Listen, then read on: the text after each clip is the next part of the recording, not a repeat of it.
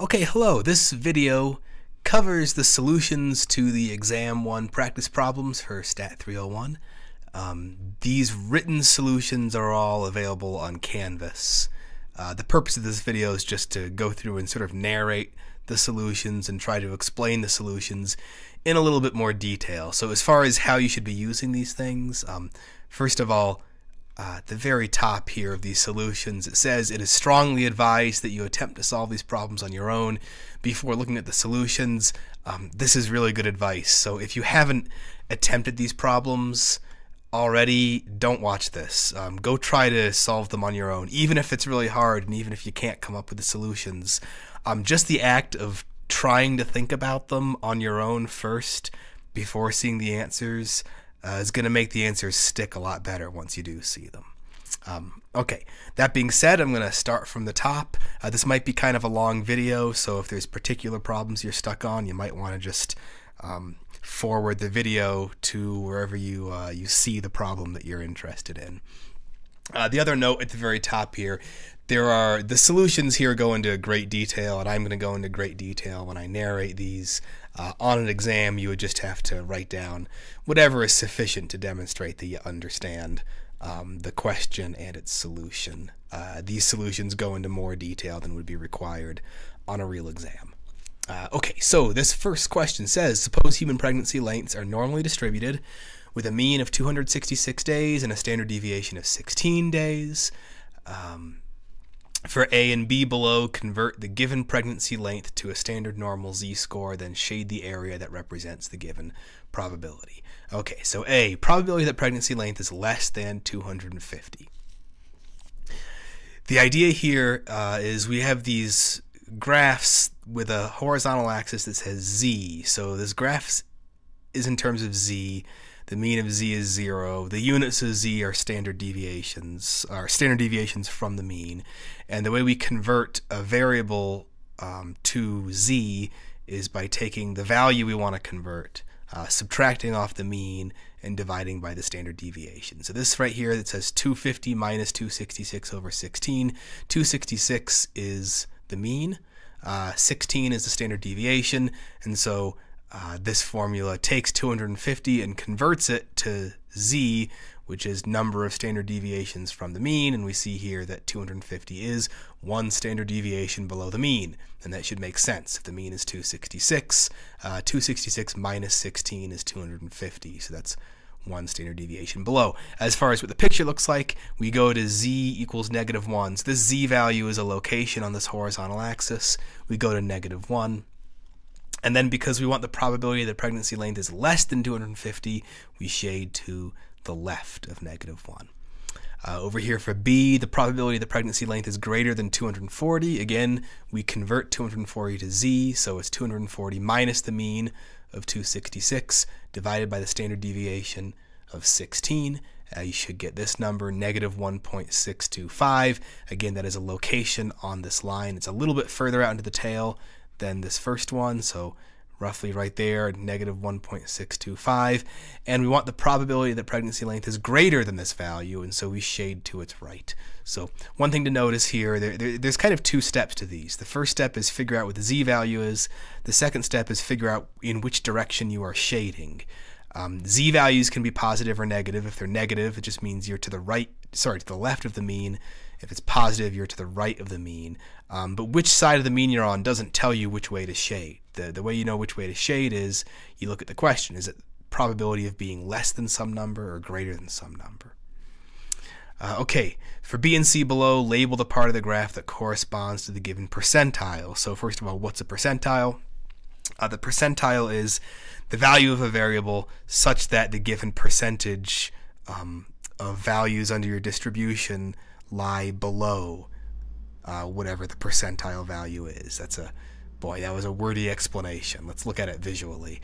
50th percentile of pregnancy lengths. 50th percentile means 50% of values are below the 50th percentile. So whatever the 50th percentile is, it's going to be a value of pregnancy length such that 50% of all pregnancy lengths are less than it.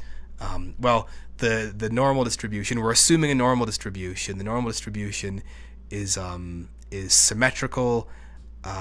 where the mean and the median are the same, and they're right there in the middle at the highest point. So if you just cut this thing in half, you've got 50% below, 50% above, so the 50th percentile should be right here in the middle. If you wanted to shade this, you could. It notes here you could easily draw a line here and shade to the left if you wanted to. 10th percentile. Okay, 10th percentile of pregnancy lengths means this is going to be a value such that 10% of all pregnancy lengths lie below that value. So this is going to be kind of a low value. It's certainly going to be to the left of the mean.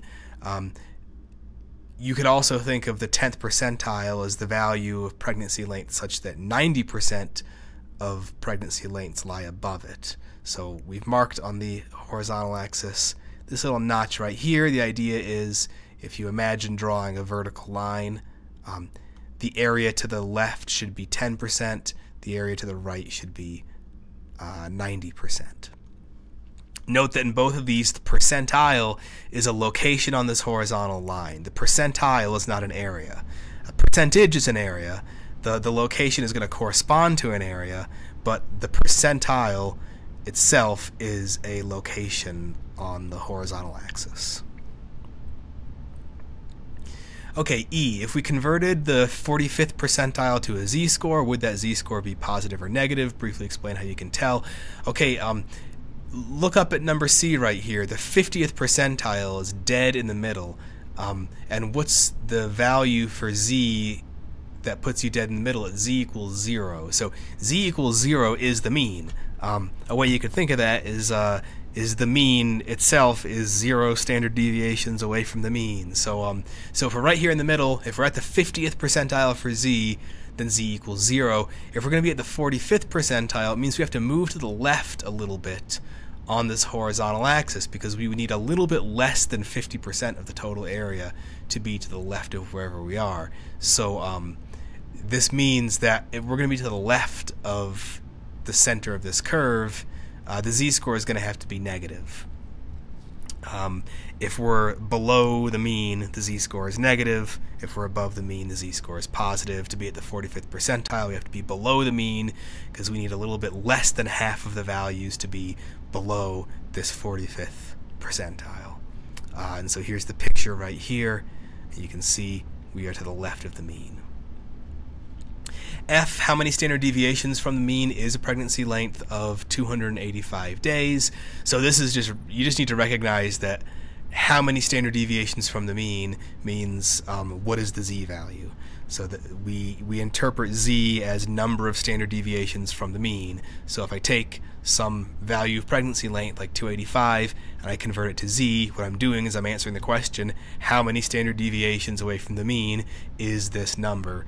And so just stick it in the z formula, and we got 1.19. G, the 95th percentile of the standard normal distribution is 1.64.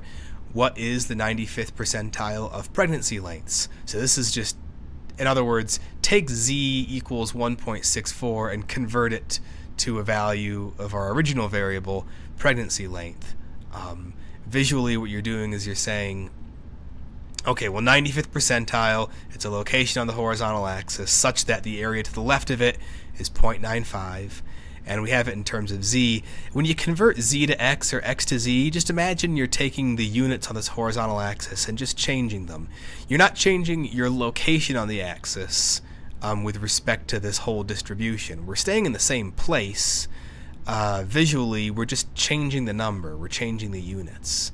So here, I want to say, what pregnancy length is 1.64 standard deviations above the mean? And so we have we have this formula here. This is just the z formula, but we've rewritten it to solve for x.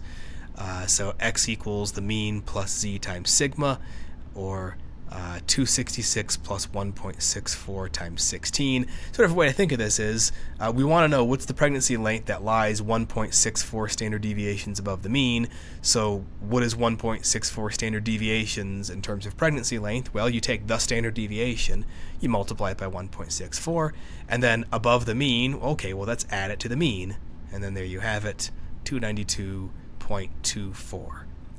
Just as a side note, this rounding, not too concerned about rounding, so In these solutions, we've rounded to 2 decimal places. You could round to an integer, that's fine. You know, don't round like a maniac. Don't round a probability to 0 or 1. But we don't really care too much about rounding on these exams. Okay, number 2. Consider the following small data set of daily high temperatures in degrees Fahrenheit from the past week in Fort Collins. Here they are, Sunday through Saturday. Here are a bunch of temperatures. Find the median of the data set. So the first thing you got to do is put the numbers in order. To find the median, you gotta have them ranked from smallest to largest. So there they are. You can pretty much eyeball this one. The median is the value such that you have the same number of observations to its left as to its right, or you could say it's the middle value after you rank all the numbers. If you wanted to use the formula, the rank of the median is n plus 1 over 2, n being the sample size. So there are 8, let's see. Oh, hey. Oh yeah, no, sorry. There are 7 data points, so 7 plus 1 equals 8. I'm sorry, I confused myself there over something very simple.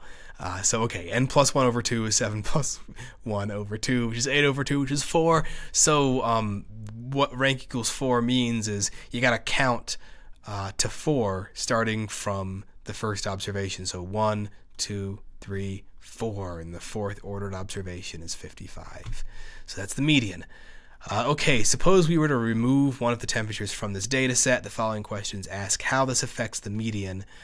Note that some questions may have more than one possible correct answer, and you only need to report one of them.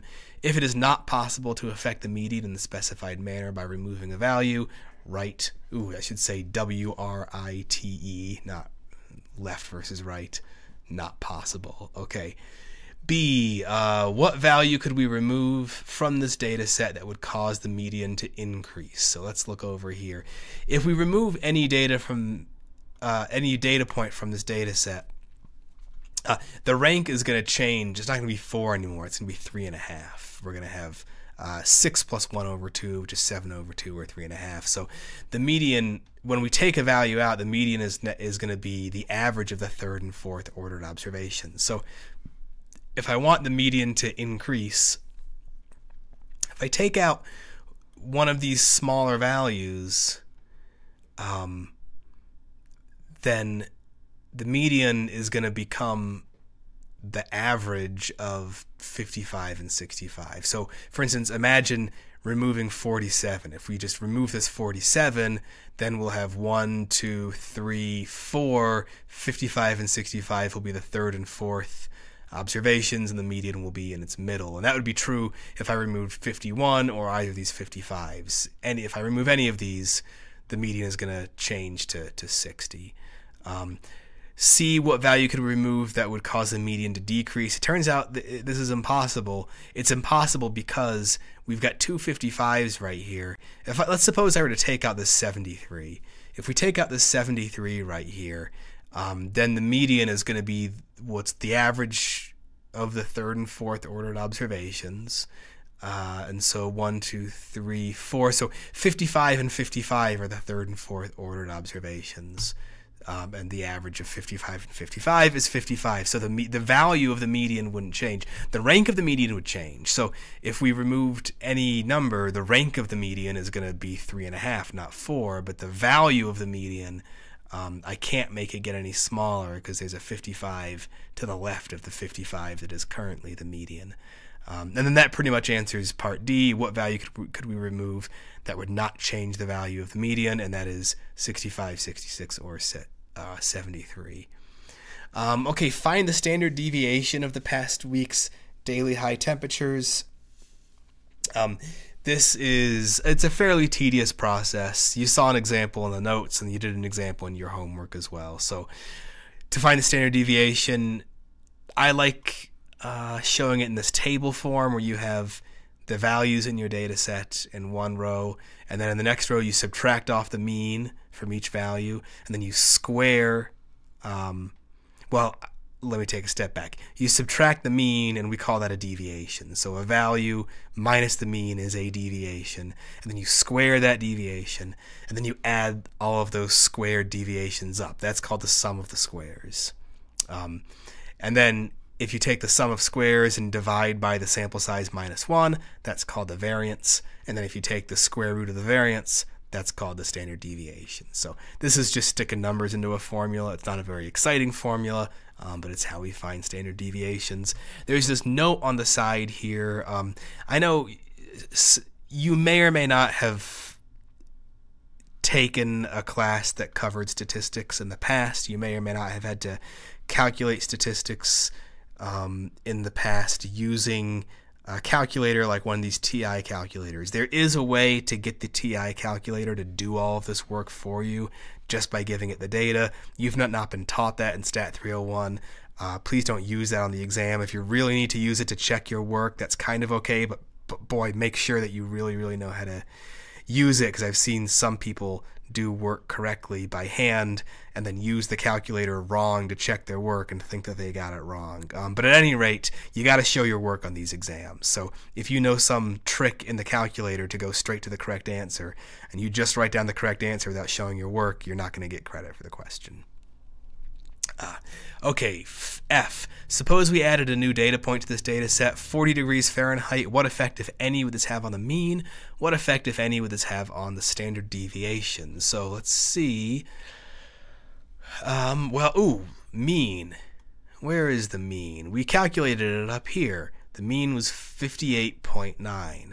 So it says, let's add a data point of 40. Okay, so if we add a data point of 40, that's kind of like adding a deviation of around 18.9. I say around because when you add 40 to this data set, that'll make the mean smaller, so the deviation won't be quite as big, but we're going to be adding a large deviation to this data set. At any rate, the standard deviation previously was 9.3. Adding in this data point of 40 is going to introduce another deviation that is quite a bit larger than the current standard deviation, and so it's going to make the standard deviation go up if we add in 40. Another way of thinking about this is if you add in the value 40, you're making your data set more spread out. Here are the values. 40 is much lower than the current minimum value, and so we're making the data more spread out or more dispersed. And standard deviation quantifies how spread out your data are. So if you make it more spread out, you're going to get a larger standard deviation. Okay, number 3. The box plots to the right show the distributions of scores on a memory test for people who were placed into one of 4 treatment groups, A, B, C, or D. For questions A through D below, write down the letter of the appropriate treatment group. So in this question, you got to look at a picture, and it's basically interpreting a box plot. So part A, the group with the smallest standard deviation is. So you got to look at these. So you can't calculate this, first of all. There's no numbers on here, so you don't get to actually calculate these exact answers. You're supposed to be able to figure it out just by looking at the picture. Well, as we said in the last problem, the standard deviation quantifies how spread out your data are. So which one of these groups has data that's the least spread out? Well, the box plots for A, C, and D all look kind of similar, except that C and D have outliers. For C, we've got 2 values down here. For D, we've got an extra value up here. For A, there aren't any outliers. So for A, the data are less spread out than they are in any other group, and so A has the smallest standard deviation. B, the group with the largest median. So visually on a box plot, the median is this dark line in the center of the box, and so we just got to say for which group is this dark line a larger value than any other groups, and the answer is D. You can see pretty clearly that this dark line here for D has a higher value than the dark lines in A, B, or C. Okay, question C here, the group with the largest interquartile range. You can think of the interquartile range as the width of this box, or I guess height of the box, since these are drawn vertically. It's the distance between the 3rd quartile, or the top of the box, and the 1st quartile, or the bottom of the box. And so B has the largest range between the 2 edges of the box, and so B has the largest interquartile range. D, the group with the largest range. So range is just the difference between the maximum value and the minimum value. And so, well, let's see. Well, A, so that versus that distance is the range for A. This distance here to down here is the range for B. For C, we have a value, okay, for C, the maximum is a little bit larger than it is for B, and the minimum is way down here. So that distance is the range for C, and then there to there for D. So it's pretty clear that the difference between the largest value and the smallest value is the largest for group C, because group C has this small outlier down here.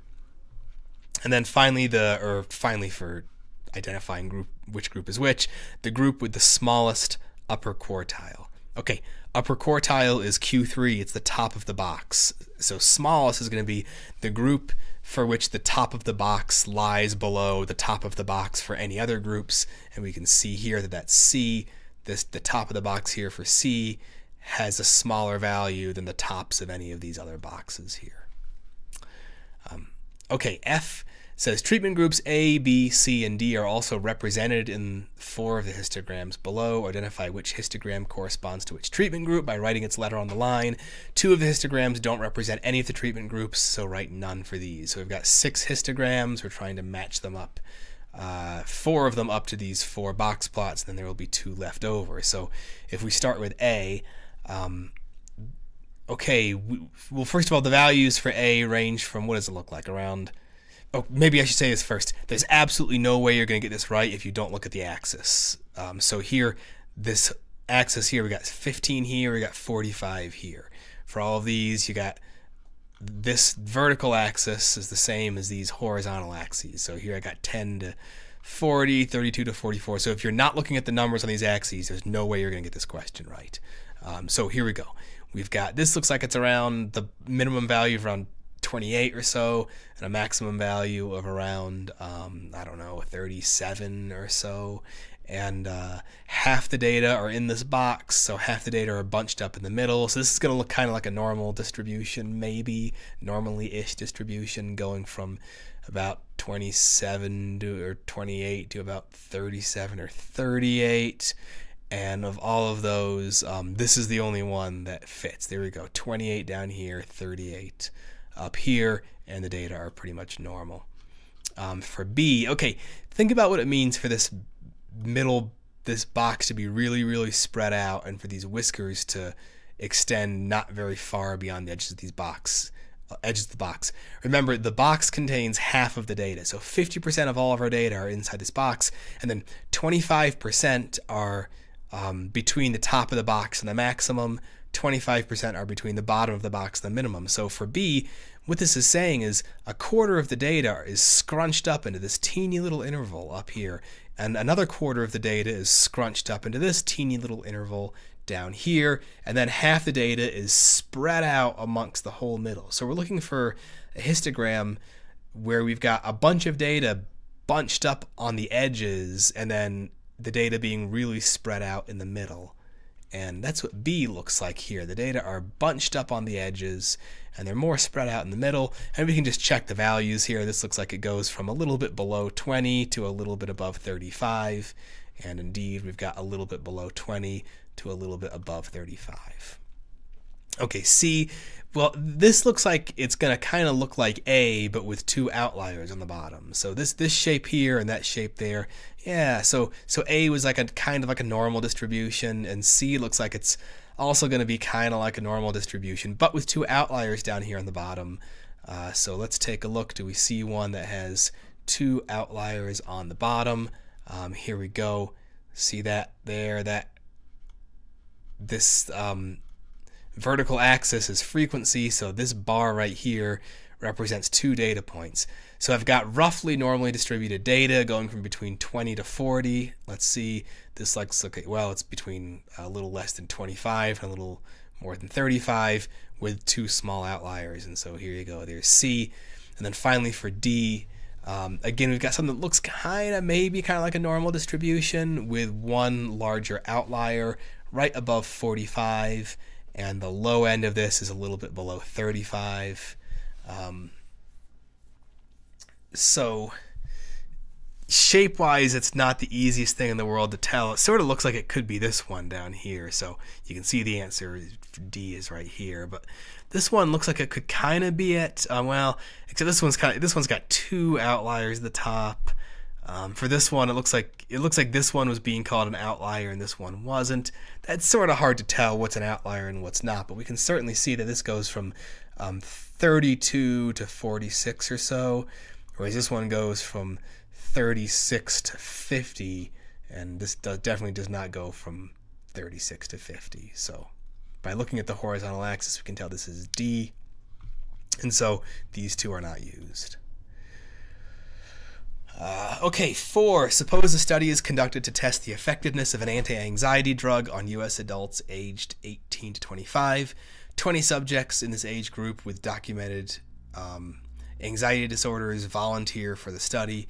10 subjects are randomly assigned to the treatment group and receive the drug daily. The other 10 subjects receive a placebo daily. After 1 week, the subjects fill out a patient stress questionnaire, which is intended to quantify anxiety level.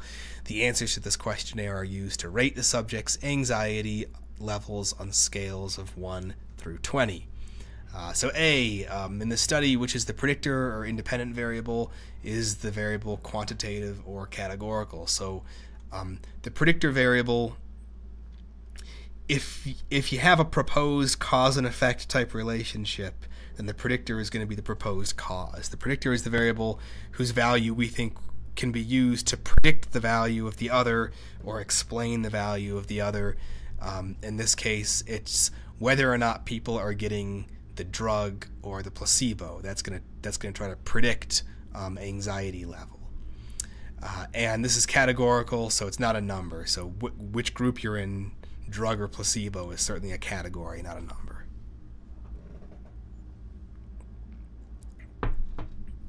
Okay, what is the population of interest?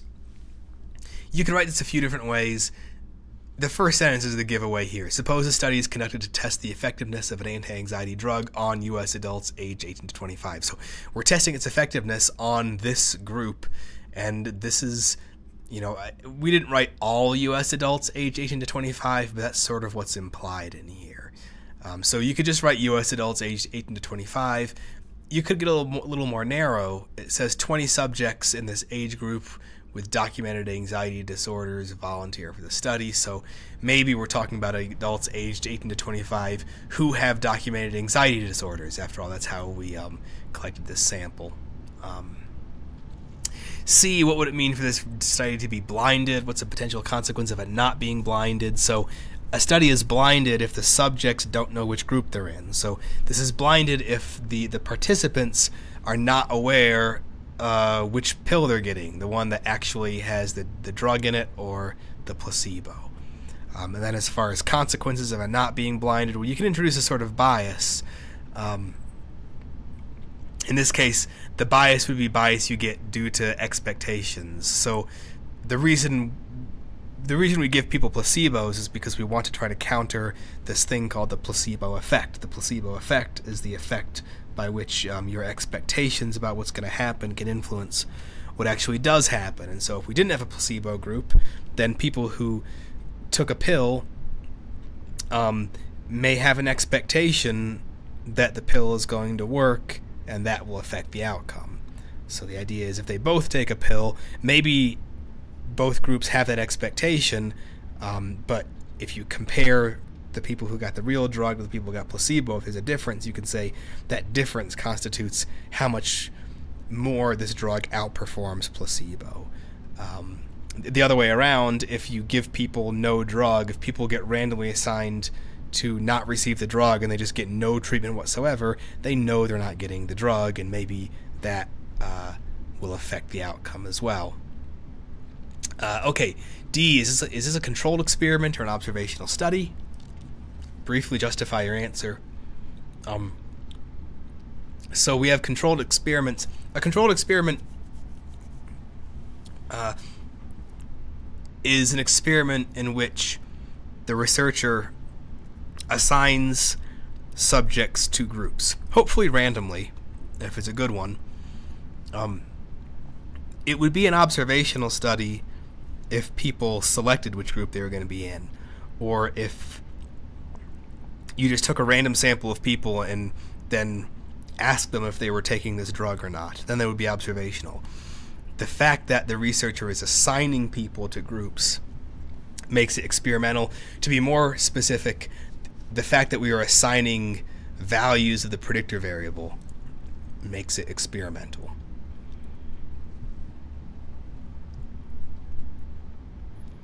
Okay, E, briefly describe a parameter that might be of interest in the study, then describe a statistic that could be used to estimate this parameter. So there's lots of possibilities here. The key is a parameter pertains to the population. So if we're talking about a parameter value, we're talking about something about the overall population. So it could have been something dull like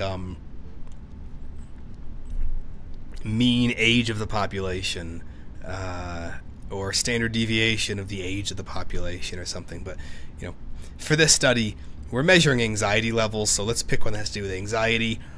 So something about anxiety levels. It can't just be anxiety levels. If you just say anxiety levels, that's just the variable. It's got to be something about them, like their average, or maybe their median, or their standard deviation, or their variance, or their range, or something about them, and something about them that exists at the population level. So I wrote down here an example would be sample mean anxiety for those receiving the drug. That would be a statistic because it comes from a sample, and then that's being used to estimate population mean anxiety for those who take the drugs. The population mean anxiety level would be a parameter because it pertains to the population, and the sample mean would be a statistic because it was calculated from a sample. That's what a statistic is. It's any value that's calculated from a sample. I could stick median in here, I could stick standard deviation in here, as I did in this other example.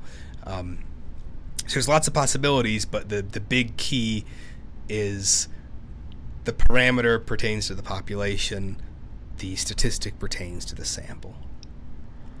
Okay, 5, household income in New York. Household income in New York is known to be heavily right-skewed.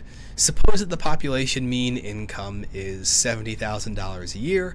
Below are 6 histograms. 3 of these show the sampling distributions of mean incomes taken from random samples of New York households of size n equals 30, n equals 100, and n equals 200.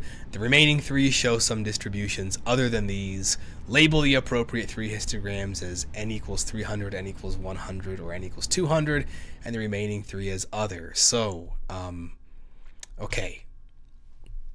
Whenever the question asks about sampling distributions of means, it's going to be a central limit theorem type question.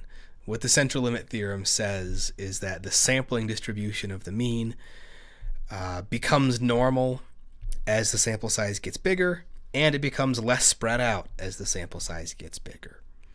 And by sampling distribution of the mean, it's really important to know what this is. It's not what it immediately sounds like. A lot of people think sampling distribution means distribution of your sample, and that's not what it means.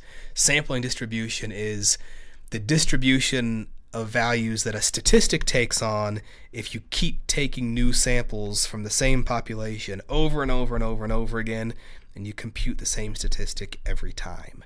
So this is like the dice rolling example where you roll the dice many times and you take the mean, and if you keep doing that, you keep taking new means from multiple sets of dice rolls, those means would form sampling distributions of means. In this case, these are supposed to be sampling distributions of mean incomes. So the idea, for instance, for random samples of New York households of size n equals 30, the idea here is you take a random sample of 30 people from New York and you measure their incomes, and you take the average of income of those 30 people. And that is one average income. Then you take a new sample of size 30, and you get its average income. Then you take a new sample of size 30 and get its average income, and so on and so on and so on. You keep taking new samples of size n equals 30, and you calculate the mean. You do that enough times, now you've got this whole set of sample means that came from samples of size 30 that distribution, the distribution of those means, is a sampling distribution of the mean for samples of size 30. And then same deal with 100, same deal with 200. And what the central limit theorem says is, as the sample size gets bigger, the distribution of these means should both become more like a normal distribution and less spread out. And also it says that it should be centered on whatever the population mean value is. So if the population mean value is $70,000 a year, then the sampling distribution of the mean should be centered on 70,000. And as the sample size gets bigger, it should become less spread out and more like a normal distribution. Okay, so with all those pieces of information in mind, the first thing you notice when you look at these is there are really only two of these that look anything like a normal distribution. This very, very first one looks like a normal distribution, and this last one looks like a normal distribution. The other ones don't look like normal distributions. This one is skewed to the right, this one is skewed to the left. This one is like a normal distribution with extra stuff tacked on the edge. And this is kind of like another normal distribution with extra stuff tacked on the edge. So these two, this third and fifth histograms, these don't even look like normal distributions. The second and fourth, these are pretty skewed. This one and the first and last ones look like they have a little bit of skew, but they look more normal. So if you take a look at those, the meaningful difference between this first one and this last one is the first one is less spread out and the last one is more spread out. So the first one has to be the sampling distribution for the larger sample sizes, because as the sample size goes up, the sampling distribution, the mean, becomes less spread out. So this is n equals 200, this is n equals 100.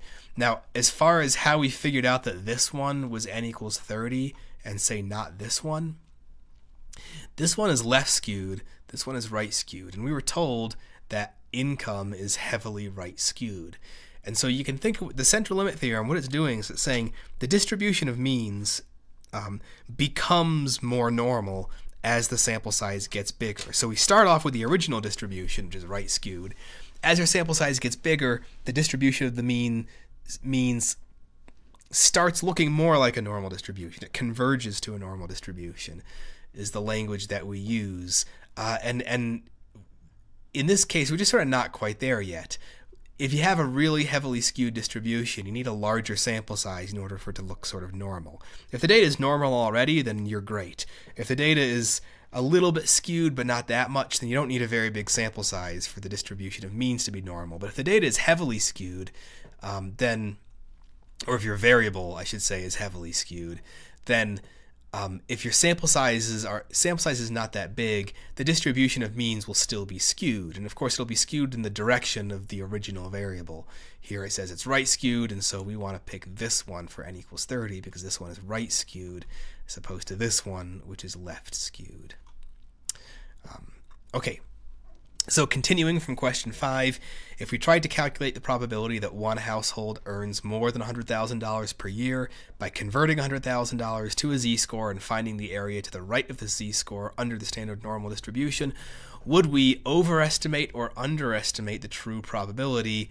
Explain your answer. Feel free to draw a picture if that helps. Okay. So first of all, you shouldn't do this. So what this is saying is, suppose we did something that you shouldn't do.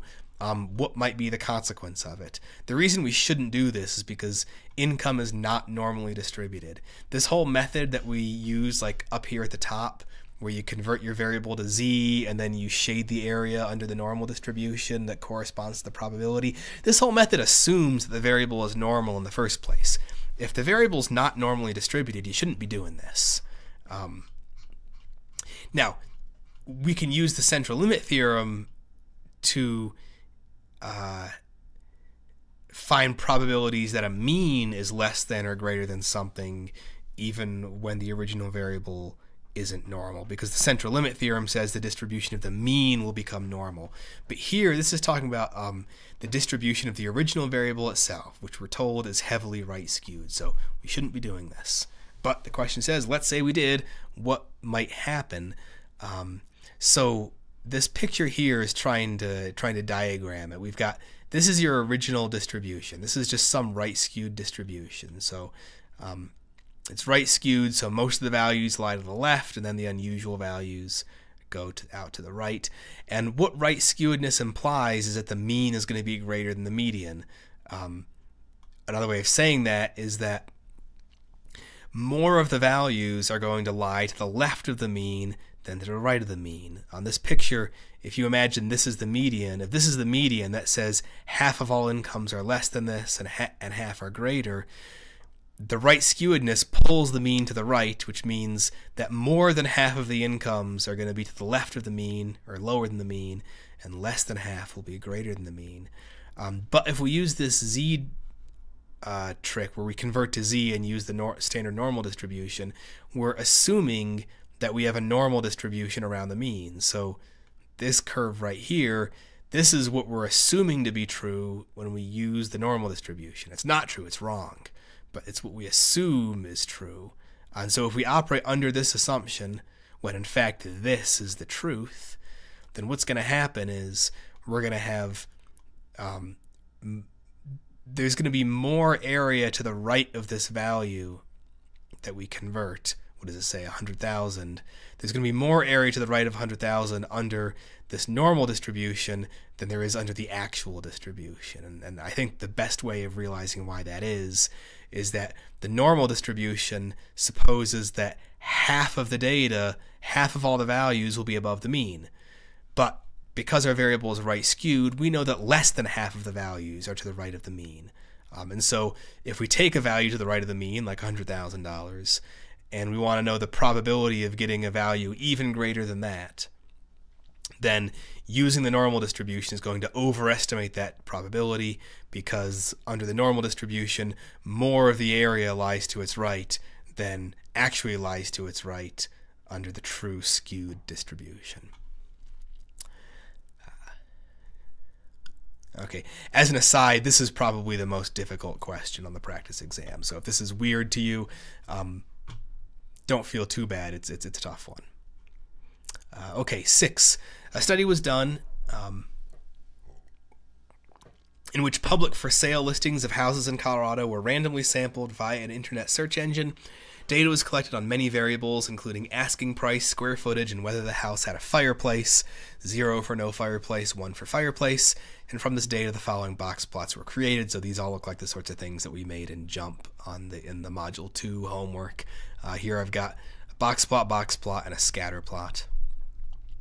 And so let's see. A magazine article noted the average asking price for a house with a fireplace is about $70,000 greater than the average asking price for a house without a fireplace. And we can see that in this first plot here. So fireplace 1, these are the houses with a fireplace.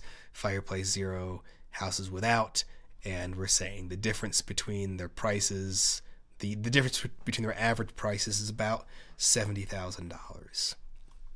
So, the author of the article recommends that if you're planning on selling your home, build a fireplace first if you don't already have one, as this will add a bunch of value. Hey, if houses with fireplaces sell for $70,000 more than houses without fireplaces, that sort of sounds like if you put a fireplace in, you will add $70,000 to the home.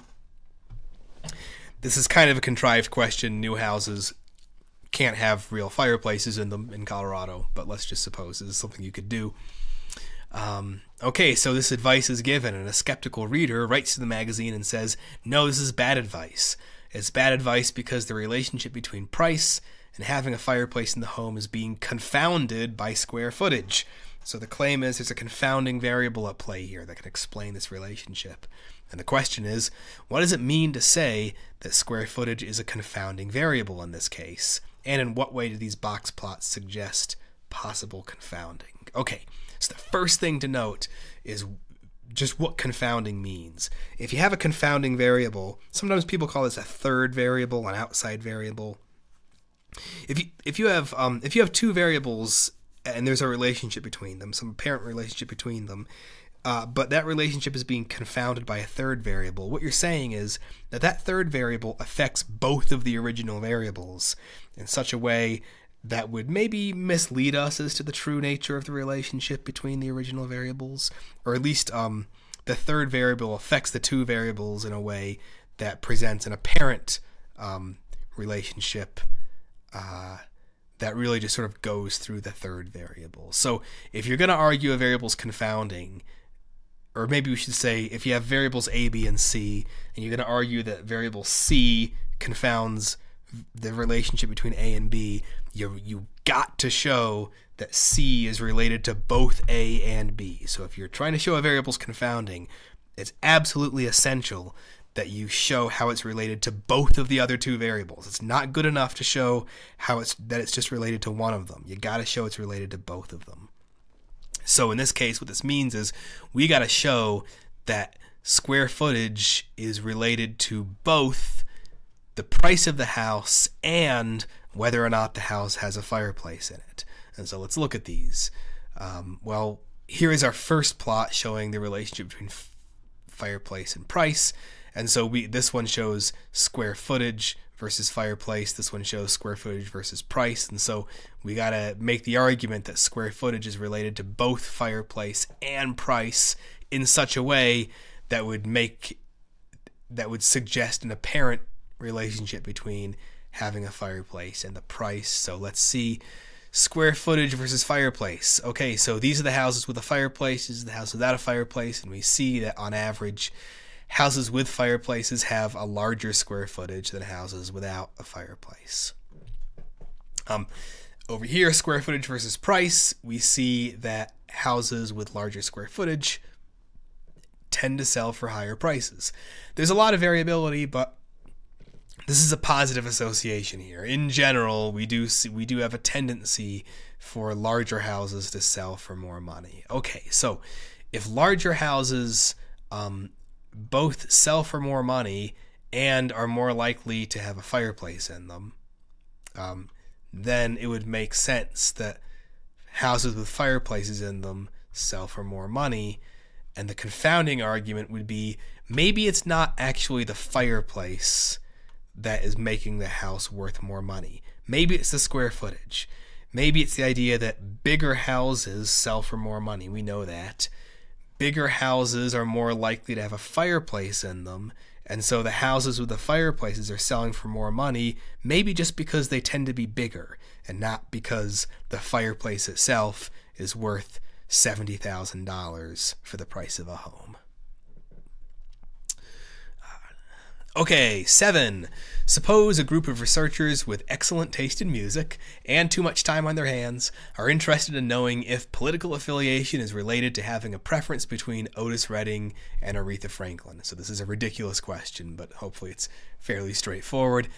They stood outside of a record store one weekend and surveyed customers, and the results are given below. So we've got Otis Redding, Aretha Franklin, or no preference for our preference variable. And we got Democrat, Republican, or other for our political affiliation variable. And then we've got all our counts. And here are these column totals, show you the total for political affiliation.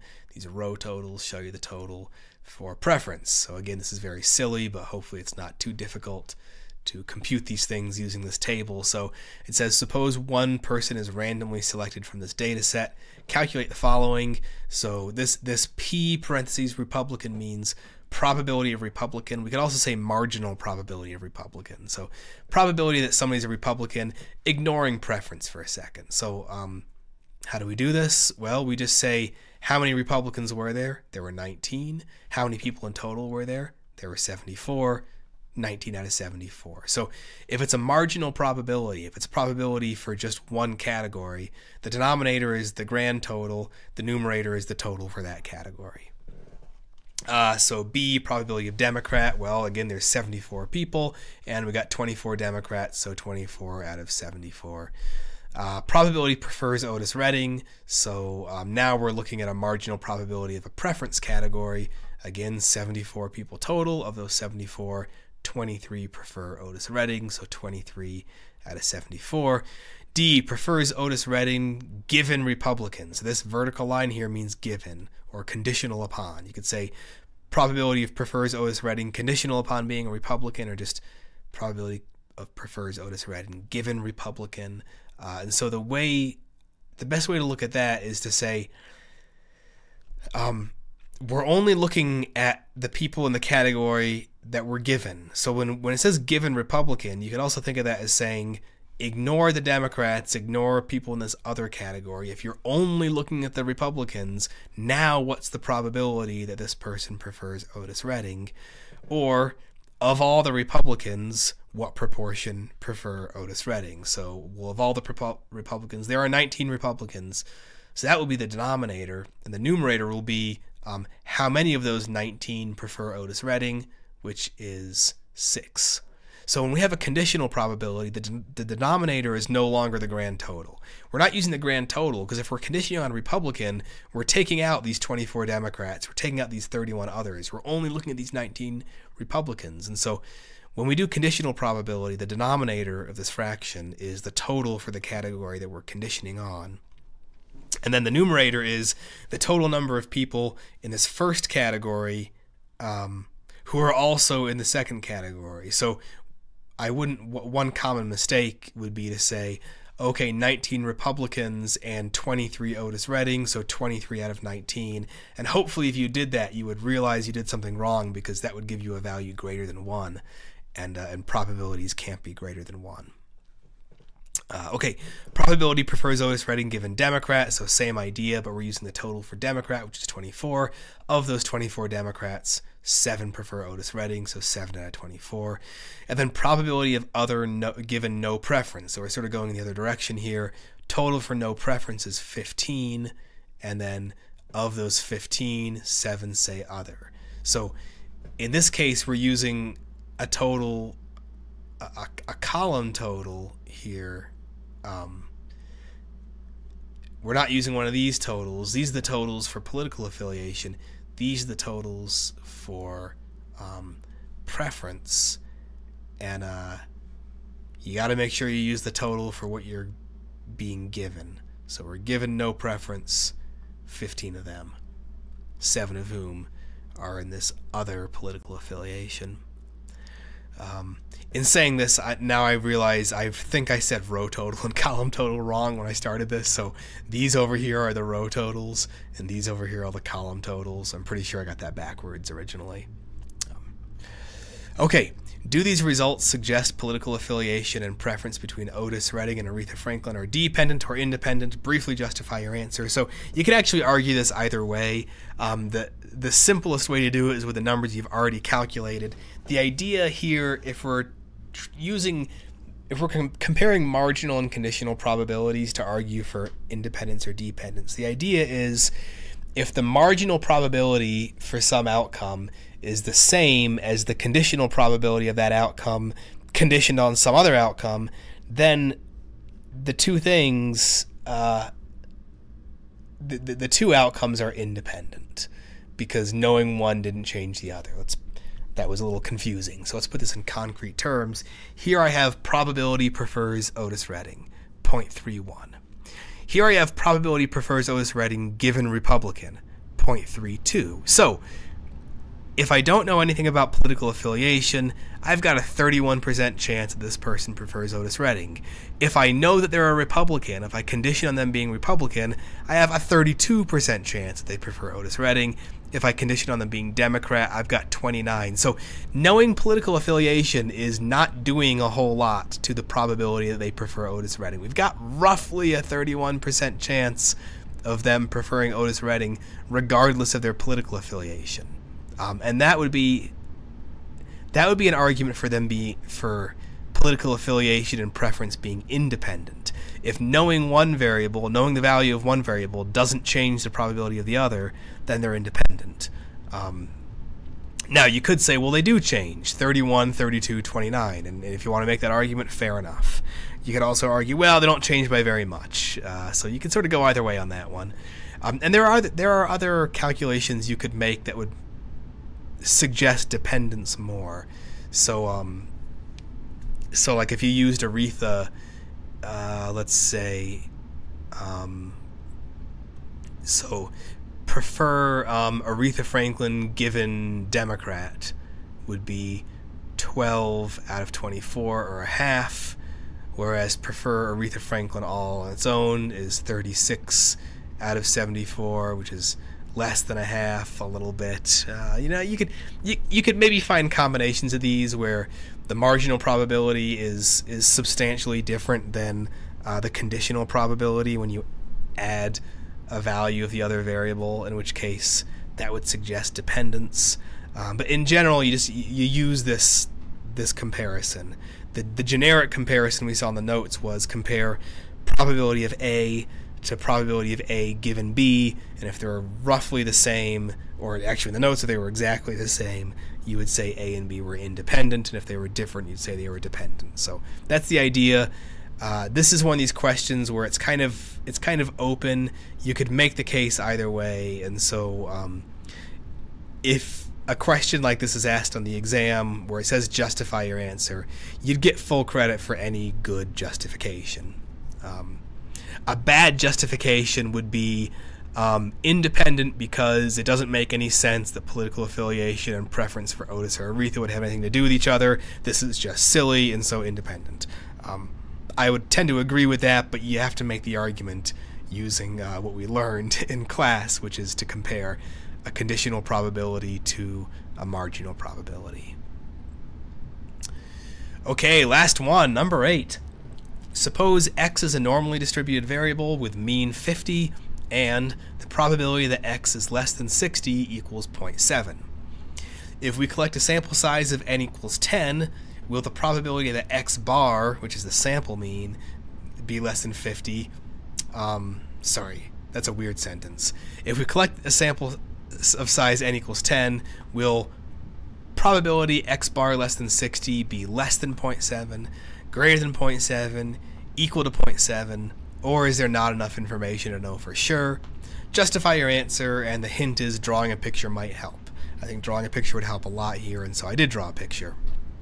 So to rephrase what we're saying here, x is just some variable, and we're telling you the mean is 50, and we're saying the probability that x takes on a value less than 60 is 0.7 or 70%. First of all, this ought to make sense because 60 is above the mean, so the probability that x takes on a value less than some number above the mean better be more than half.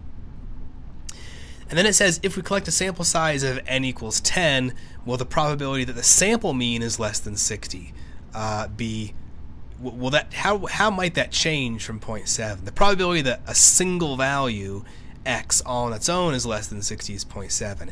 How about the probability that the average of 10 values will be less than 60?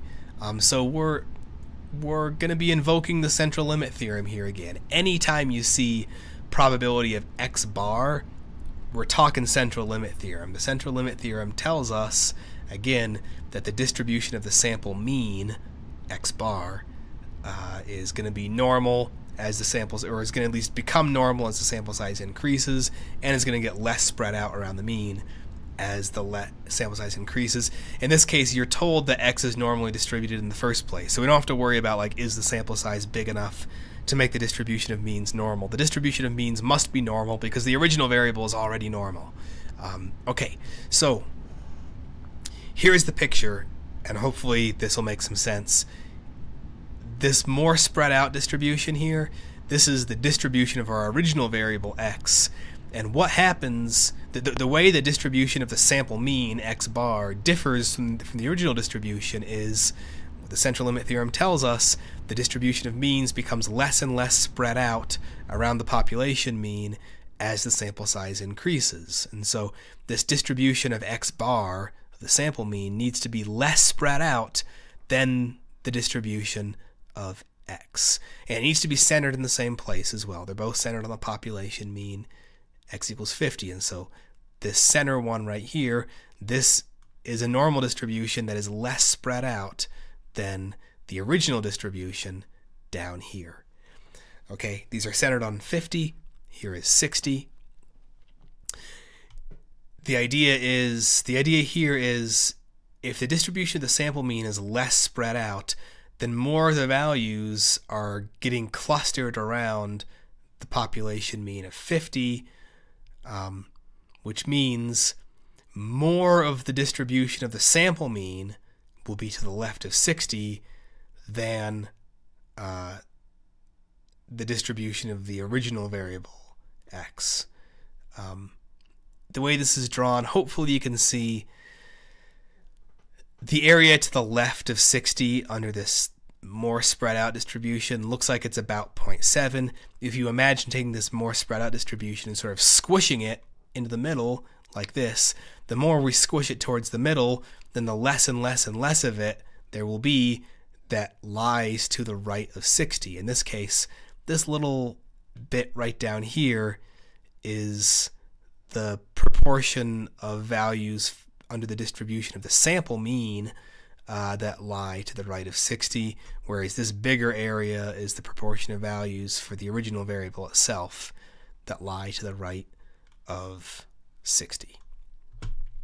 The other way you could have done this, which I didn't show in these solutions, is you could convert these to z-scores. Now, of course, you weren't given a standard deviation, so you'd have to make up a standard deviation. If you made up a standard deviation and converted these to z-scores, you would see that x bar equals 60 would have a larger z-value than just x equals 60, meaning that the value 60 is more standard deviations from the mean of the sampling distribution than it is of the original distribution. And you could make a similar argument that way. Okay, so that was pretty long. Hopefully it's been helpful for you. Again, I hope that you tried to solve these on your own before looking at these solutions, but even if you didn't, now that you've seen the solutions, go take out a blank version of this and try to work your way through them without looking at the solutions again, and then after you've done that, maybe come back to this video and see if it makes any more sense.